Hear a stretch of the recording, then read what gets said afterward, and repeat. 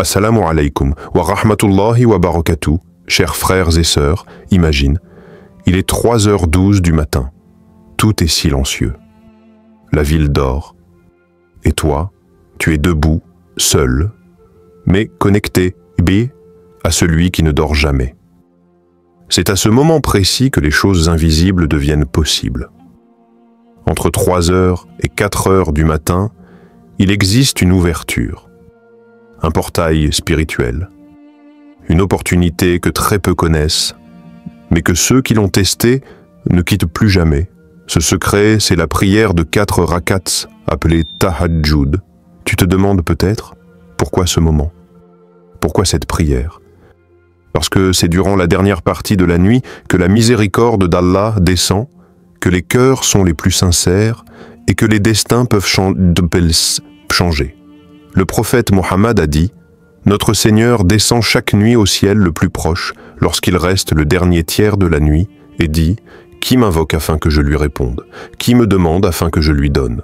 Qui implore mon pardon afin que je lui pardonne ?» Ce n'est pas une simple prière, c'est un rendez-vous avec le divin, une opportunité de réparer ce qui est brisé, de demander l'impossible, de libérer ton cœur et ouvrir les portes qui te semblent fermées depuis des mois ou des années. Des milliers de personnes dans le monde vivent en ce moment des tournants dans leur vie. Certains trouvent du travail, d'autres guérissent, d'autres encore voient de leur foyer se reconstruire. Tout cela en se levant entre 3h et 4h pour prier avec foi et espoir. Cette vidéo va te dévoiler comment faire ces 4 rakats, pourquoi elles sont si puissantes, des histoires vraies et inspirantes, et comment tu peux, toi aussi, transformer ta vie en 3 jours seulement, si Allah le veut. Tag quelqu'un qui doit absolument connaître ce secret ce soir. As-tu déjà vécu un moment où une prière a changé ta vie? Partage ton histoire en commentaire, tu pourrais inspirer quelqu'un d'autre. Étape 2. L'importance de la période entre 3h et 4h du matin. Un moment sacré où les cieux s'ouvrent. Entre 3h et 4h du matin. Ce n'est pas seulement un créneau dans l'agenda du temps. C'est un moment choisi par Allah. Un moment où les portes du ciel s'ouvrent, où les anges descendent et où l'invisible devient accessible. Dans la tradition prophétique, cette période correspond au dernier tiers de la nuit, appelé Qiyam al-Layl ou Tahajjud. Le prophète a clairement décrit ce moment comme le plus intime et le plus propice à l'exaucement. Chaque nuit, Allah descend au ciel le plus proche durant le dernier tiers de la nuit et il dit « Qui m'invoque afin que je lui réponde? Qui me demande afin que je lui donne? Qui implore mon pardon afin que je lui pardonne ?» Rapporté par Bukhari et Muslim. À cette heure, il n'y a plus de distraction. Les réseaux sociaux sont calmes. Les bruits du monde sont en pause. Et toi, tu te tiens devant Allah, dans un moment rare, pur, intime. Dans le Coran, Allah ordonne au prophète lui-même de prier la nuit. Ô toi, l'envelopper dans tes vêtements, lève-toi pour prier toute la nuit, excepté une petite partie. Sourate Al-Muzammil, versets 1 à 2. Ce moment n'est pas réservé aux prophètes. C'est un don pour toute personne qui veut se rapprocher d'Allah et changer sa situation. Même la science rejoint cette sagesse divine. Des études montrent que le cerveau entre, à cette heure-là, dans un état alpha ou θ, des états cérébraux profonds liés à la clarté mentale, à l'inspiration et à la guérison émotionnelle. Ce sont les heures où l'esprit est le plus créatif, calme et réceptif. C'est pourquoi les artistes, les penseurs, les méditants et les croyants trouvent dans ces heures une puissance particulière. Histoire réelle inspirante. Un frère vivant à Lyon avait perdu son emploi depuis plus de 7 mois. Il avait postulé partout, sans réponse. Un jour, un imam lui a conseillé de prier 4 rakats de Tahajjud entre 3h et 4h du matin, pendant 3 nuits consécutives. Il a commencé sans trop y croire, mais avec sincérité. Le 3e jour, à 10h du matin, il reçoit un appel. Une entreprise, à laquelle il n'avait même pas postulé directement, lui propose un entretien. Une semaine plus tard, il commence un nouveau poste. Il n'a jamais arrêté cette prière depuis. Pries-tu parfois durant ces heures sacrées? Raconte-nous ton expérience en commentaire, même en quelques mots. Tu pourrais encourager quelqu'un. Pour un coup de boost spirituel, like cette vidéo maintenant. Et si tu ressens que cette prière peut changer la vie de quelqu'un, partage. Étape 3. Pourquoi 4 rakats? Comment les faire? Tu te demandes sûrement pourquoi précisément 4 rakats? Pourquoi pas 2, 6 ou 8? En réalité, la prière de Tahajjud est une prière surérogatoire, non obligatoire, et son nombre de rakats est plus flexible. Mais dans la sunna du prophète, on trouve plusieurs exemples où il priait 4 rakats avec intensité, présence et amour pour Allah, avant de compléter parfois avec d'autres unités plus tard dans la nuit.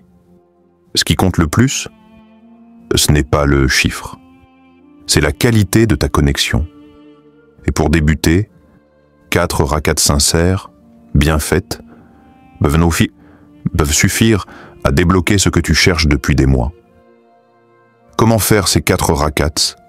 Réveille-toi entre 3 heures et 4 heures du matin, fais ton ablution, wudu, et positionne-toi comme pour toute autre prière. Tu peux les faire en 2 fois 2 rakats, comme recommandé, 2 plus 2. Dans chaque rakat, récite des sourates que tu connais.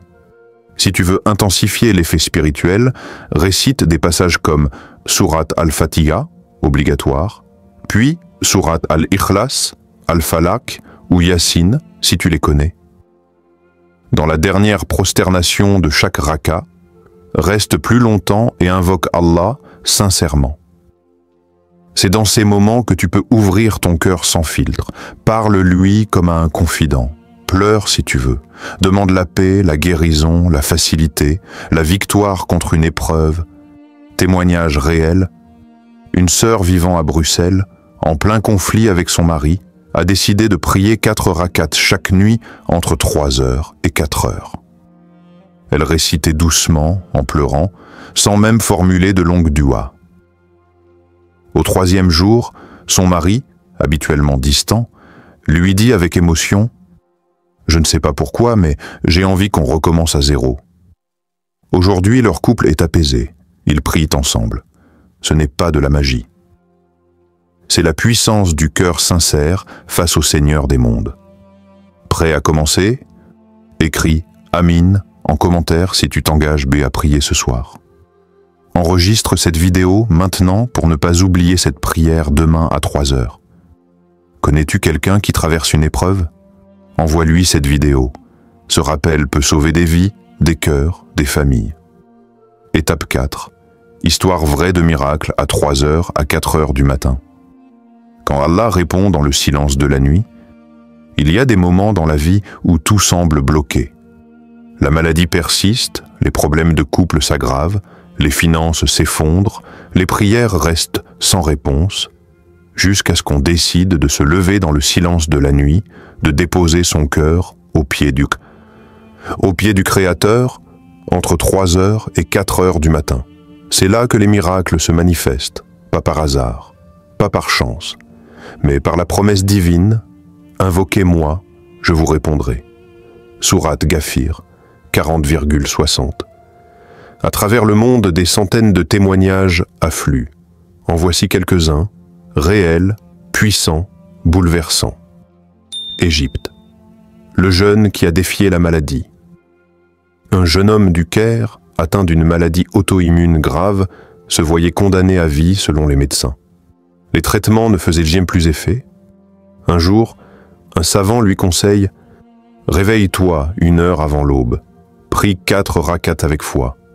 Invoque Allah comme si tu le voyais. » Il le fait. 1 fois, 2 fois, 3 fois. À la 4e nuit, il dit avoir ressenti un apaisement profond.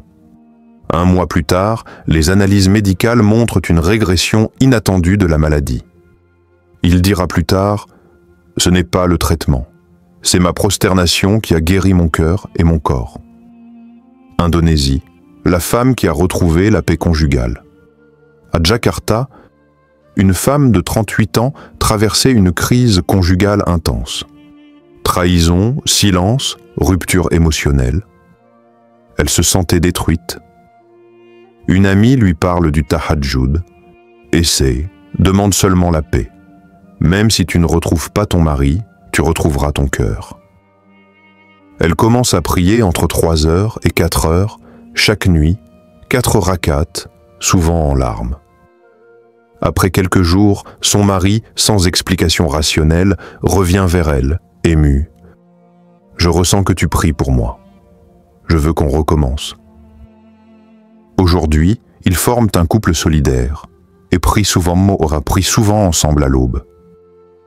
Arabie Saoudite, l'entrepreneur et le contrat de sa vie. À Riyad, un jeune entrepreneur musulman avait lancé une entreprise innovante mais peinait à percer. En prière, un ami lui dit, entre 3 heures et 4 heures du matin, Allah ouvre les portes que personne ne peut imaginer. Demande-lui. Il s'y engage, 3 nuits de suite. Le matin suivant la 3e prière, il reçoit un appel inattendu d'une multinationale qui découvre son produit par hasard, via un partage LinkedIn. Un contrat est signé dans la semaine. Sa société fait aujourd'hui partie des plus prometteuses du pays. Il déclare « Ma réussite n'est pas due au marketing, mais à une prosternation dans le noir quand tout le monde dormait. Ce ne sont pas des contes, ce sont des vies réelles, ce sont des signes. Il y a dans la nuit, à cette heure, une promesse d'Allah. Et Allah ne trahit jamais ses promesses. La prière entre 3 heures et 4 heures du matin, c'est l'arme du croyant. Une clé silencieuse pour ouvrir les portes les plus fermées. Ce n'est pas instantané, mais quand cela vient, cela dépasse tout ce qu'on imaginait. As-tu déjà vécu un miracle après une prière nocturne? Partage ton histoire en commentaire, même en quelques lignes.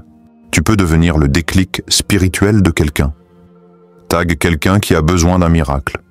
Sois la main qui guide vers la lumière. Enregistre cette vidéo. Un jour, tu seras content de l'avoir gardée pour te souvenir d'Allah quand le monde dort. Étape 5. Histoire coranique sur l'ouverture des portes divines. Dans le Coran, Allah relate des récits extraordinaires où la persévérance dans la prière et la confiance inébranlable ouvrent des portes impossibles. 3 exemples frappants illustrent cette promesse. Younous, Jonas, Moussa, Moïse et les compagnons du prophète lors de batailles décisives. Premier, Younous, Jonas.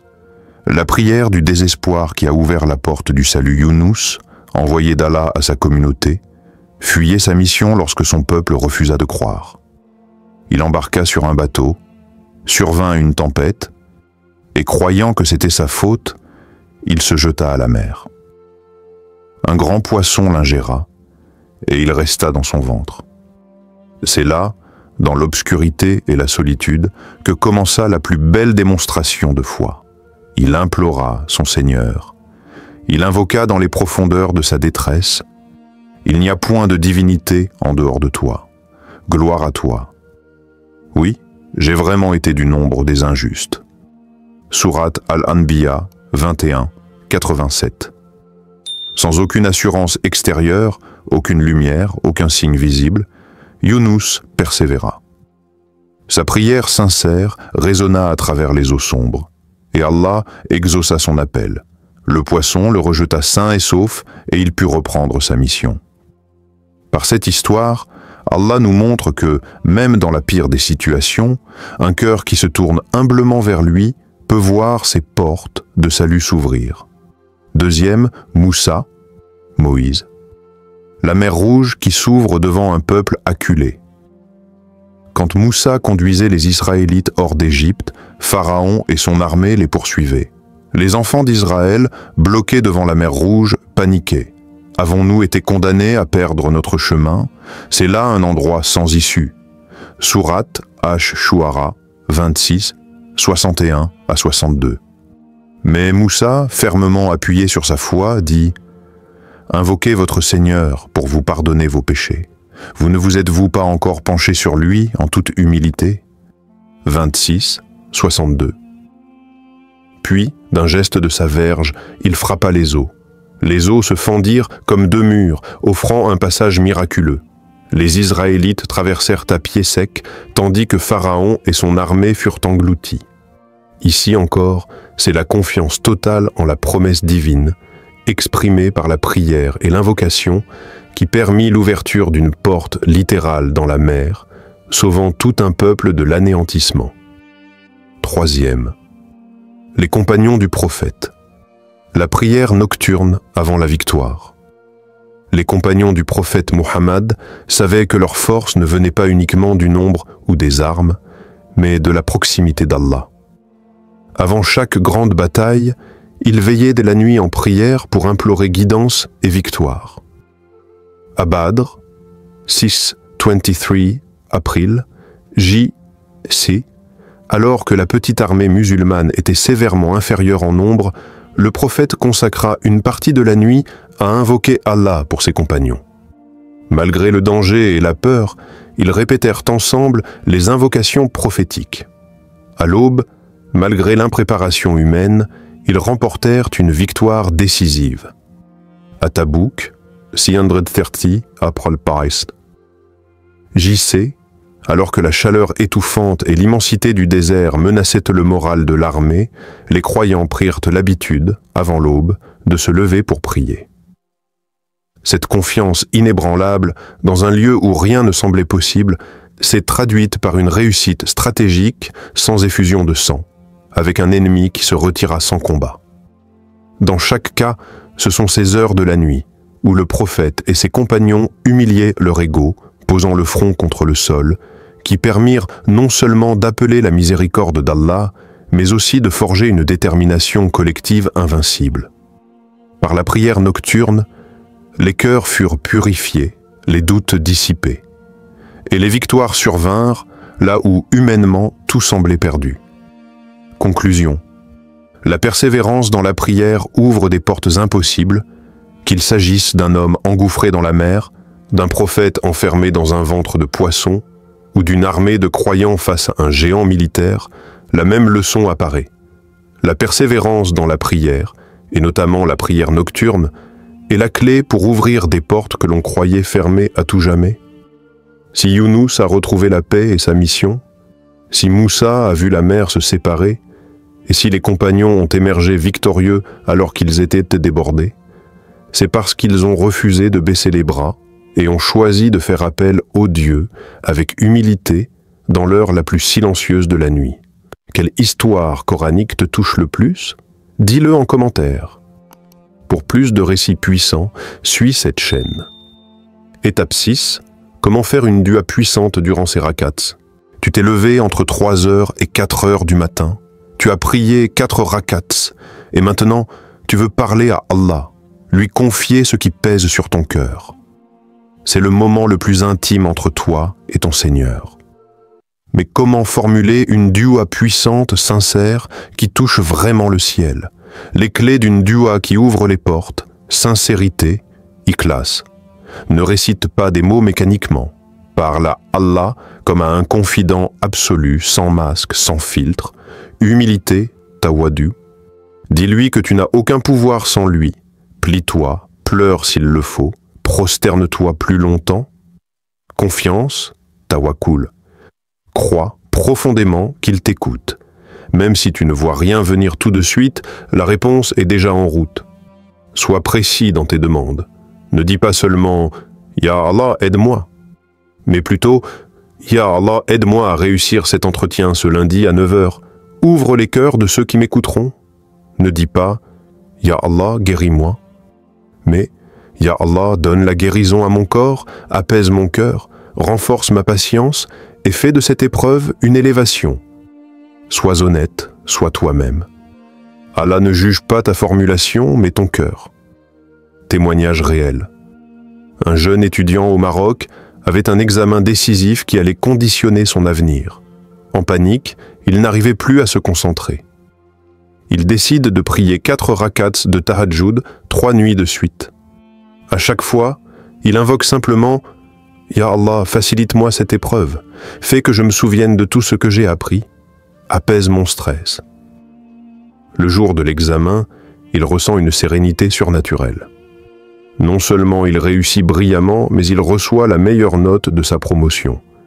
Il dira ensuite « C'est comme si mes invocations m'avaient précédé dans la salle d'examen. » Souviens-toi, une dua sincère dans la nuit vaut mieux qu'un millier de discours en pleine journée. Quelle est ta plus grande demande aujourd'hui? Partage-la en commentaire, tu n'es pas seul. Tag un ami qui doit absolument apprendre cette méthode de dua. Enregistre cette vidéo pour ne pas oublier comment prier quand tout semble perdu. Étape 7. La promesse. Ouvrir toutes les portes en 3 jours. Tu te demandes peut-être, est-ce vraiment possible? Est-ce que ces 4 rakats, entre 3h et 4h du matin, peuvent-elles changer ma vie en 3 jours? La réponse est oui, si tu y entres avec foi. Ces 4 unités de prière ne sont pas magiques par elles-mêmes, elles sont une clé spirituelle. Une invitation à la transformation intérieure et à l'ouverture divine. Quand tu pries à cette heure, alors que tout le monde dort, alors que le monde est silencieux, tu prouves à Allah que tu es prêt à tout pour le rencontrer, à sortir du confort pour obtenir le réconfort. Que veut dire ouvrir toutes les portes? Cela ne signifie pas que tous tes problèmes disparaîtront comme par magie. Cela signifie tu verras de nouvelles opportunités là où il n'y en avait aucune. Ton cœur sera plus apaisé, même au milieu du chaos. Tu attireras l'aide divine dans ta vie sous des formes que tu n'avais pas imaginées. Des relations vont s'adoucir, des dettes se régler, des chemins s'ouvrir. Comme Allah l'a promis, quiconque place sa confiance en Allah, il lui suffit. Allah atteint toujours son but. Surat At-Talaq, 65.3. Mais il faut 2 choses, la foi. Même si rien ne bouge tout de suite, continue à croire. Allah aime les cœurs patients, la constance. Ne te décourage pas. 3 jours, parfois suffisent. Parfois, c'est un test. Vas-tu continuer même si tu ne vois pas encore les fruits? Et regarde autour de toi. Des milliers témoignent que ces 4 rakats à cette heure ont inversé leur destin. Mariage, emploi, guérison, paix intérieure. Si cela a marché pour eux, cela peut marcher pour toi aussi. Car Allah n'est pas limité et il n'oublie aucun cœur sincère. Vas-tu prier ces 4 rakats ce soir? Écris oui en commentaire si tu es prêt. Partage cette vidéo pour que d'autres puissent t'ouvrir leurs portes aussi. Conclusion. Ce soir, tout peut commencer. Tu l'as compris, ces 4 rakats entre 3h et 4h du matin ne sont pas de simples prières. Ce sont des rendez-vous sacrés avec Allah, des clés capables d'ouvrir les portes de ta vie en seulement 3 jours, si ton cœur est sincère et ta foi présente. Qu'il s'agisse de guérison, de travail, d'apaisement intérieur, de réconciliation ou de guidance, ton appel est entendu, surtout à cette heure où le monde dort et où les cieux s'ouvrent. Ne remets pas à demain ce que ton âme réclame aujourd'hui. Commence ce soir, juste toi, ton tapis et ton Seigneur. Dis-moi en commentaire quand tu auras prié ce soir, je veux prier pour toi aussi. Abonne-toi pour ne rien manquer de ces secrets spirituels. Ensemble, on avance vers la lumière. Et surtout, partage cette vidéo. Peut-être qu'à travers toi, Allah ouvrira les portes d'une autre âme.